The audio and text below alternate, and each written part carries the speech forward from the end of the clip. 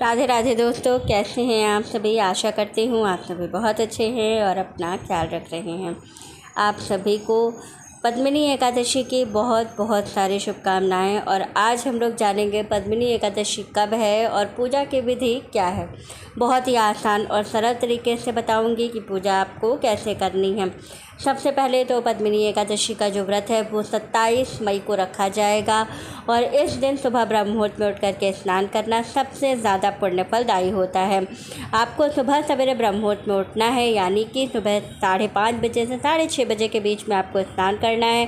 पूजा का जो मुहूर्त आपको मिल रहा है वो मिला हुआ है सुबह 6:17 से लेकर के 7:28 तक का जो समय है ये पूजा का बहुत बहुत शुभ मुहूर्त है। इस बीच में अगर आप पूजा करते हैं तो आपको बहुत बहुत लाभ होता है। अब हम जानते हैं कि पद्मिनी एकादशी का व्रत किसे करना चाहिए और किसे नहीं करना चाहिए।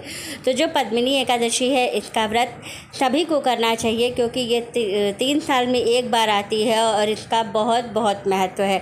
जो लोग भी पद्मिनी एकादशी का संपूर्ण व्रत करते हैं उन्हें बहुत सारे लाभ होते हैं, जीवन में सुख और समृद्धि बढ़ती है और हमारे बहुत सारे चाहे अनचाहे पापों का नाश होता है।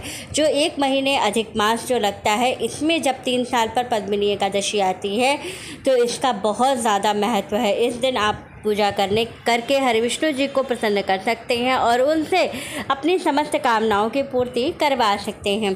जैसी हमारी इच्छा होती है उसके अनुसार हमें पूजा करनी चाहिए, उसके अनुसार हमें चीज़ें समर्पित करनी चाहिए जिससे कि हम भगवान को प्रसन्न कर सकें। अब विशेष रूप से बात करनी है कि पद्मिनी एकादशी पर जो पूजा का मुहूर्त है वो मैंने आपको बता दिया और किस दिन पड़ रही है ये बता दिया। अब हम दूसरी चीज़ ये जानेंगे कि पद्मिनी एकादशी का महत्व क्या है। पद्मिनी एकादशी का महत्व बहुत बहुत ख़ास है, क्योंकि पद्मिनी एकादशी पहले तो 3 साल में एक बार आती है और दूसरी चीज़ है कि पद्मिनी एकादशी पर किया गया नाम जप और किया गया दान बहुत महत्वपूर्ण होता है। इस दिन भगवान को कहा जाता है कि अगर हम हरि विष्णु जी या लड्डू गोपाल जी को जो जल शयन करा करके अगर हम पूजन करते हैं तो बहुत बहुत हमें लाभ होता है।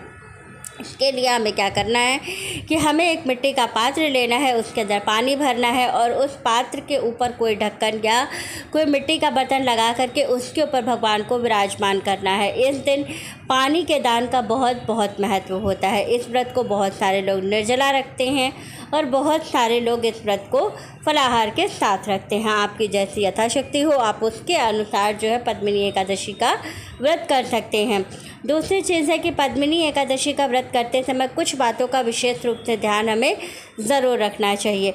जैसे कि बहुत सारे लोग एकादशी के व्रत के दिन तुलसी, आपको पहले ही बताया है कि तुलसी नहीं तोड़नी है और जो है तुलसी में जल समर्पित नहीं करना है।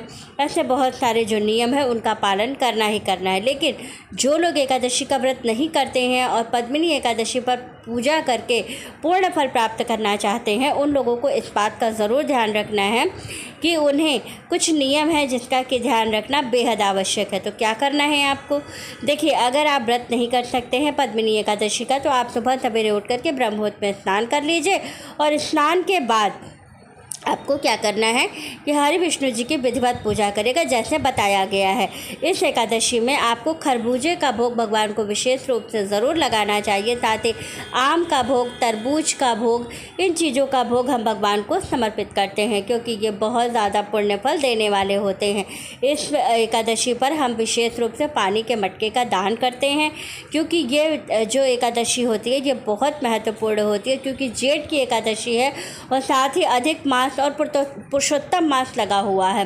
तो आपको इस बात का ज़रूर ध्यान रखना है कि पुरुषोत्तम मास में जितना हम जलदान कर सकते हैं, जितना हम पूजन कर सकते हैं, जितना हम हरि विष्णु जी को प्रसन्न कर सकते हैं, वो सारे उपाय हमें ज़रूर करने हैं। साथ ही इस एकादशी पर मालपुए का भोग आप ज़रूर लगाइएगा। 33 मालपुआ, जो कि शास्त्रों में वर्णित है कि 33 मालपुए का भोग लगाना बहुत बहुत महत्वपूर्ण होता है। लेकिन अगर आपने अभी तक पूरे पुरुषोत्तम मास में अभी तक मालपुए का दान नहीं किया है, मालपुए का भोग नहीं लगाया है, तो आपको ये बहुत ही सुनहरा मौका मिला है। इस एकादशी पर आप 33 मालपुए बना करके और उसको भगवान को भोग लगाइए। एक कांसे के पात्र में 33 मालपुआ भर करके किसी ब्राह्मण को दान कर दीजिए। उसमें कुछ दक्षिणा अपनी यथाशक्ति रख कर के दान करने से हमें बहुत सारे लाभ होते हैं। कहा जाता है 33 मालपुए का, बहुत सारे लोग बाद में कमेंट करते हैं कि 33 मालपुए का क्या नियम है। तो देखिए 33 मालपुए का नियम ये है कि जो हम 33 मालपुआ भोग लगाते हैं, 30 मालपुआ तो 30 दिन का, यानी कि एक एक मालपुआ एक एक दिन का होता है।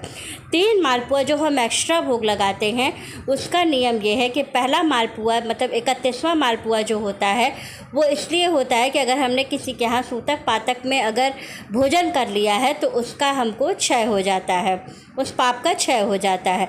दूसरा जो 32वें नंबर का मालपुआ होता है वो है कि अगर हम किसी के यहाँ अपने से छोटे के यहाँ किसी के यहाँ हमने भोजन कर लिया है, जैसे कि बहुत सारे जो शादी के बाद जो लड़कियाँ होती हैं, माता पिता अगर उनके घर गए हैं, कन्या के घर जा कर के अगर भोजन किए हैं तो उस पाप का भी क्षय हो जाता है। और जो 33वें नंबर का मालपुआ होता है वो इसलिए होता है कि अगर हम किसी के यहाँ जैसे कि जो ब्राह्मण भोजन होता है या जो जिसे ब्रह्म भोज भी कहते हैं, मरनी में मृत्यु के बाद जो भोजन होता है वो भोजन अगर हमने ग्रहण किया है तो उसका भी उस पाप का भी क्षय हो जाता है। तो इस बात का विशेष रूप से ध्यान रखते हुए हमें 33 मालपुए का दान करना बहुत आवश्यक होता है। इस तरह से आपको जो एकादशी का दिन मिला हुआ है, इस दिन आप भगवान को भोग लगाएं और भोग लगाने के बाद जो भोग लगाया हुआ मालपुआ है उसको दान आपको नहीं करना है, वो मालपुआ आप स्वयं ग्रहण कीजिएगा। और जो आपके यहाँ विशेष रूप से जो आप अलग से 33 मालपुआ और लीजिएगा, उसको कांसे के बर्तन में रख करके और जो है किसी ब्राह्मण को दान कर दीजिएगा। जो वेद पाठी ब्राह्मण हो उसको आपको दान करना है। जो लोग भी इस तरह से दान करते हैं उनके जीवन में जाने अनजाने हुए पाप का क्षय हो जाता है। तो इस बात का ज़रूर ध्यान रखें। आप जो बहुत सारे लोग कमेंट किए थे कि मालपुआ हमें पुरुषोत्तम मास में कब कब दान कर सकते हैं, तो कुछ विशेष तिथियां हैं। वैसे आप पूरे पुरुषोत्तम मास में दान कर सकते हैं, लेकिन कुछ विशेष तिथियां होती हैं जिस पर दान करना बहुत पुण्य फलदायी होता है। तो जो पहली तिथि होती है वो एकादशी की, दूसरी तिथि होती है जो अमावस्या की होती है, तीसरी आपकी होती है मासिक शिवरात्रि की और चौथी होती है प्रदोष की। इन तिथियों पर अगर हम दान करते हैं और साथ ही पूर्णिमा पर, दोनों पक्ष का ये जो तिथि होता है इस पर अगर आप दान करते हैं तो आपको जो भी आपकी समस्याएं हैं वो भी समाप्त होती हैं। अगर किसी कामना से आप दान कर रहे हैं तो आपकी कामना की भी पूर्ति होती है और साथ ही जो आपके जीवन में जाने अनजाने अगर कोई पाप हुआ है तो उसका भी नाश हो जाता है। तो इस तरह से आप विशेष रूप से दान कर सकते हैं और इन दान से आपको 100% इसका फल ज़रूर मिलता है, क्योंकि पुरुषोत्तम मास में किया हुआ एक भी दान, एक अन्न का भी दान हमको बहुत सारे पुण्य फल दिलाता है। जो लोग पूरे साल या मतलब 2 साल 3 साल में कभी दान नहीं कर पाते हैं, वो लोग भी अगर जो है पुरुषोत्तम मास में दान कर देते हैं तो उनको इसका लाभ ज़रूर प्राप्त होता है। तो आप इस तरह से करके पूर्ण लाभ प्राप्त कर सकते हैं, क्योंकि पुरुषोत्तम महीना होता ही इसलिए है कि विशेष रूप से आप दान, पूजन, स्नान करके पूर्ण फल प्राप्त कर सकें। एकादशी पर जो है वो ब्रह्म मुहूर्त का स्नान बहुत महत्वपूर्ण है। तो अगर आप हो सके तो सुबह में उठ करके ज़रूर स्नान करें। अगर बहुत सुबह नहीं उठ सकते हैं तो कम से कम 8 बजे के अंदर अंदर स्नान करके और विशेष रूप से हरि विष्णु जी की पूजा ज़रूर करें। इस दिन सूर्य देव को जल भी ज़रूर चढ़ाएं। अब हम जानते हैं पूजा की विधि। तो सबसे पहले आपको क्या करना है कि भगवान हरि विष्णु की कोई मूर्ति या तस्वीर जो आपके पास हो वो आप ले लीजिएगा। मेरे पास मूर्ति भी थी और तस्वीर भी थी, तो मैंने मूर्ति और तस्वीर दोनों को विराजमान किया है। साथ ही एक लुटिये में जल रख सकते हैं। अगर आप मटके में जल रख करके उस पर भगवान को विराजमान नहीं कर रहे हैं तो उनके पीने के लिए एक जल का पात्र ज़रूर रखें। साथ ही तुलसी जी को भी इस दिन भगवान के हरि विष्णु जी के बगल में ही विराजमान कर दीजिए। इससे आपको बहुत लाभ होगा, क्योंकि कहा जाता है कि जो लोग हरि विष्णु जी के पास ही तुलसी जी को विराजमान करके पूजन करते हैं उनको बहुत लाभ होता है एकादशी पर। तो ये कार्य आप ज़रूर कीजिएगा। और ऐसे करने के बाद अब आपको करनी है विशेष रूप से पूजा। सबसे पहले हमें क्या करना है कि पूजन के लिए पहले हम भगवान को विराजमान करेंगे, स्नान करा करके पीले रंग का वस्त्र पहनाएंगे। मैंने स्नान का वीडियो नहीं बनाया है, मैंने स्नान करा करके और पीले रंग का वस्त्र भगवान को पहना दिया है और साथ ही फूल और तिल का आसन भगवान को दे करके उनको विराजमान कर दिया है चौकी पर। इसके बाद मैंने एक दीपक तैयार कर लिया है और भगवान के पीने के लिए थोड़ा सा जल भी वहाँ पर रख दिया है। अब हम विशेष रूप से करेंगे पूजन की जो विधि है वो करना प्रारंभ करेंगे। तो सबसे पहले हम भगवान को स्नान कराने के बाद जब हम विराजमान करते हैं, जब पूजन की शुरुआत करते हैं, तो फिर से भाव रूप में फूल से स्नान हम भगवान को कराते हैं और फूल को वहीं भगवान के चरणों में समर्पित कर देते हैं। और इसके बाद हम हरि विष्णु जी को चंदन चढ़ाएंगे और जो माँ लक्ष्मी को भी हमने विराजमान किया हुआ है, तो माँ लक्ष्मी को सिंदूर समर्पित करेंगे, लेकिन हमको हरि विष्णु जी को चंदन समर्पित करना है।